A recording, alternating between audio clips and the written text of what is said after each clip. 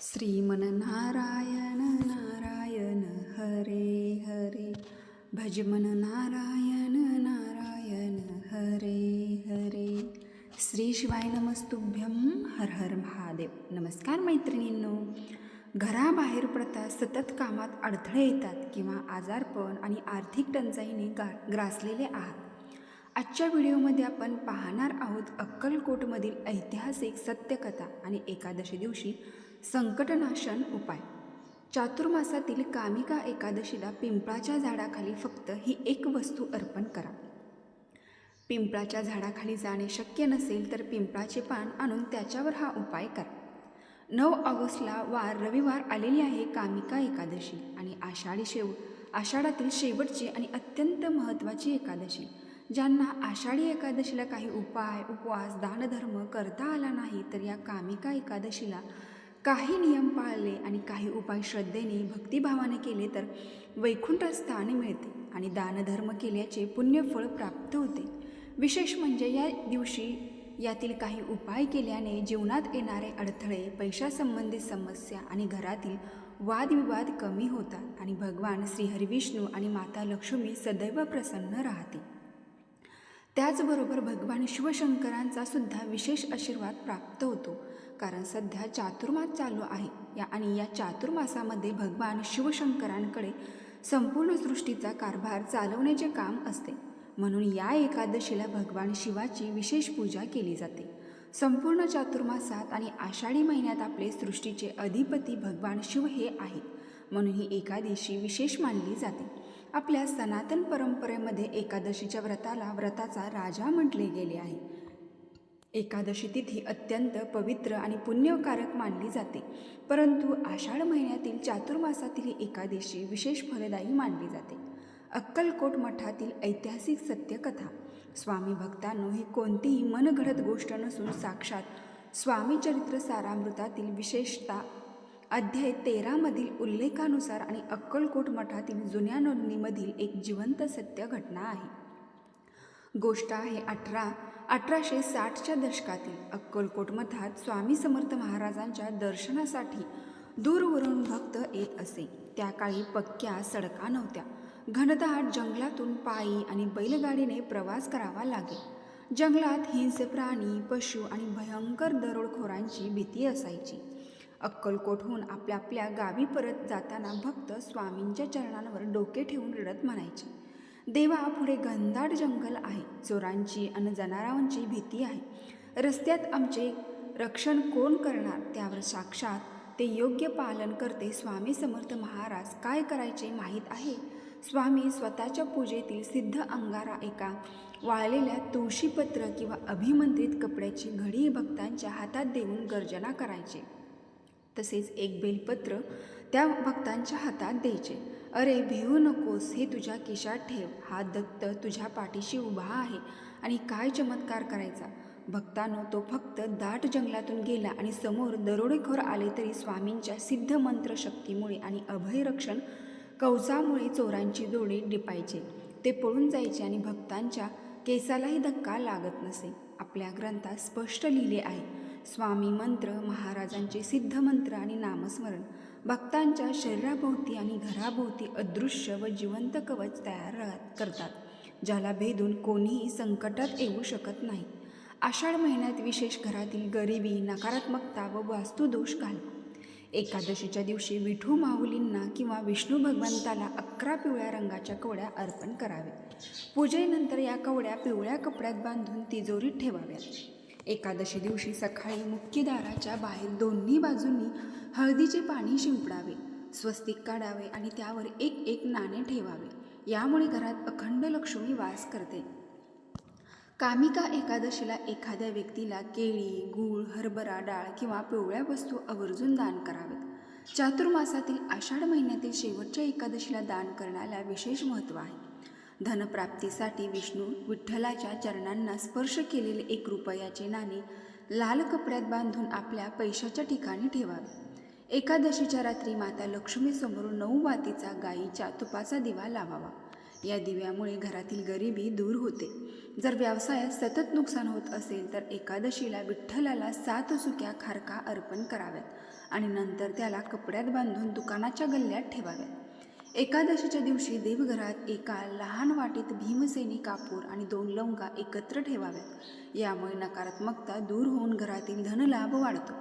पैशाची चणचण दूर करण्यासाठी एकादशीला गोमती चक्रे विठ्ठलाच्या चरणी ठेवून त्यांची पूजा करावी आणि ती आपल्या पर्समध्ये किंवा तिजोरीत ठेवावी. या दिवशी भगवान विष्णूंना अष्टगंध केशर लावावा आणि उरलेला टिळा स्वतःच्या कपाळाला आणि तिजोरीला लावावा.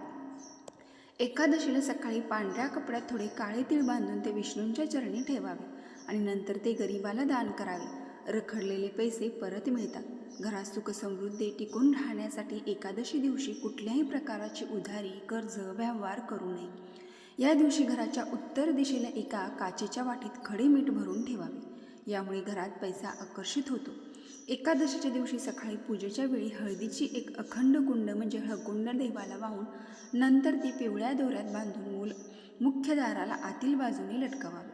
बँकेचे कर्ज फिटत नसेल तर एकादशीला 1.25 किलो हरभरा डाळ विष्णू मंदिरात दान करावे. एकादशीच्या दिवशी संध्याकाळी घराच्या तिजोरीवर कुंकवाने श्री लिहावे आणि तिथे एक तुळशीचे पान ठेवावे. लक्ष्मी स्थिर राहते. एकादशीच्या दिवशी तुळशीच्या कुंडीतील मातीचा टिळा कपाळावर लावावा. यामुळे मानसिक ताण आणि डोकेदुखीचा त्रास कमी होतो. घरात सतत कोणीतरी आजारी असेल तर एकादशीला तुळशीच्या पात्रात थोडे गंगाजल ठेवून ते तीर्थ म्हणून आजारी व्यक्तीला पिण्यास द्यावे. तसेच तुळशीला प्रसन्न करण्यासाठी एकादशीच्या संध्याकाळी तुळशीपाशी दूध थोडे शिंपडावे आणि मग गाईच्या तुपाचा दिवा लावावा. घरामध्ये सतत कटकट, भांडण, तंटे असेल, घरामध्ये शांतता राहण्यासाठी एकादशीला तुळशीच्या झाडाला पिवळा धागा 3 वेळा गुंडाळावा आणि मनोभावे प्रार्थना करावी. आणि घरात जर नकारात्मक ऊर्जा वाढत असेल तर एकादशी दिवशी तुळशीची वाळलेली लाकडं एकत्र करून त्याचा धूर देवघरात करावा. लहान मुलांच्या अभ्यासात मन लागत नसेल तर एकादशीला तुळशीचे एक पान बाळकृष्णाला अर्पण करून तेच पान संध्याकाळी त्याच्या उशीखाली ठेवावे.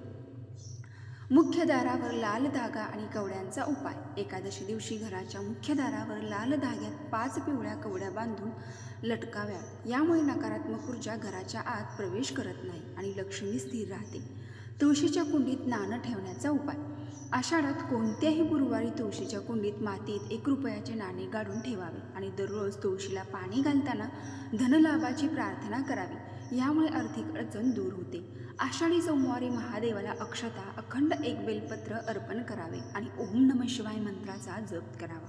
यामुळे कर्जाच्या समस्या संपतील. उंबरठ्यावर पाण्याचा शिडकाव.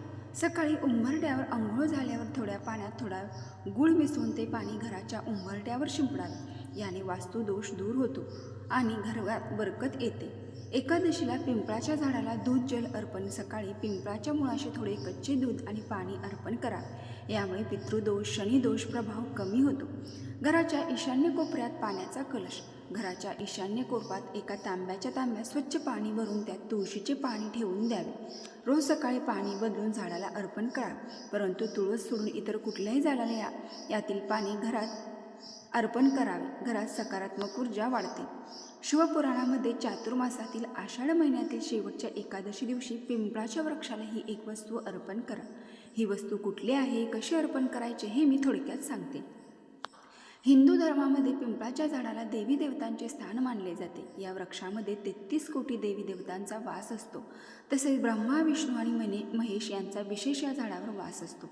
विशेष करून चातुर्मासामध्ये भगवान शिवाकडे संपूर्ण सृष्टीचा कारभार दिला जातो. याच काळामध्ये शिवतत्व हे 1000 पटीने जागृत असते.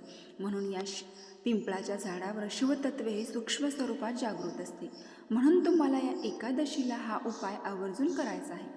या झाडाला ही एक वस्तू अर्पण केल्याने पितृदोष, शनिदोष दूर होतो. आपल्या घरातील दारिद्र्य नष्ट होते, दुःख दूर होते.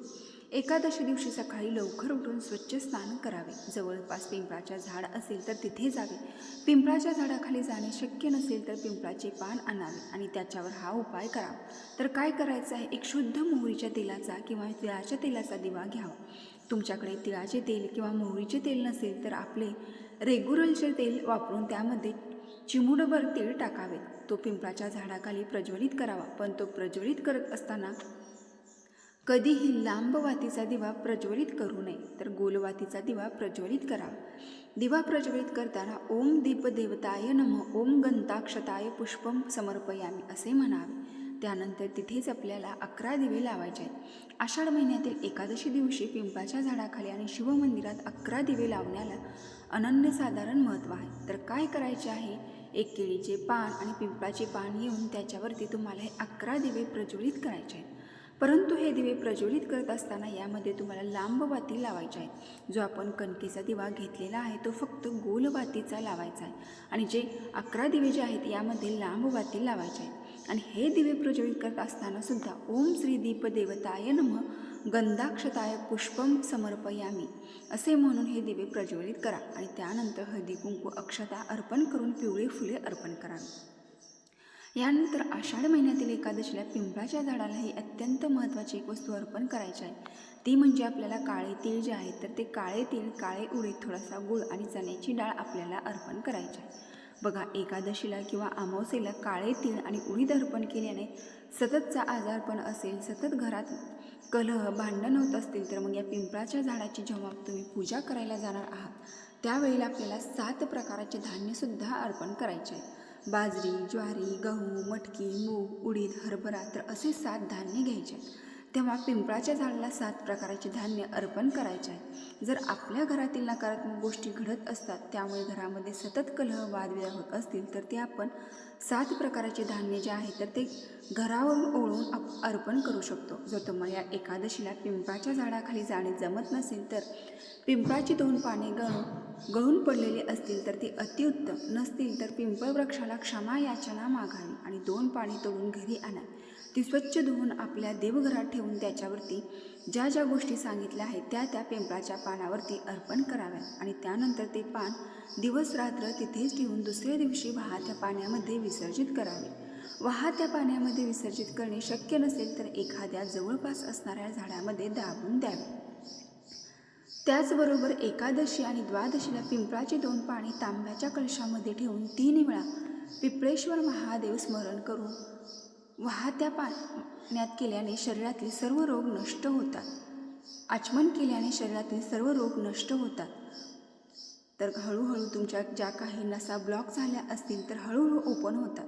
एवढी शक्ती त्या पाण्यामध्ये असते असे म्हटले जाते. हा उपाय विष्णू पुराणात वर्णन केलेला आहे.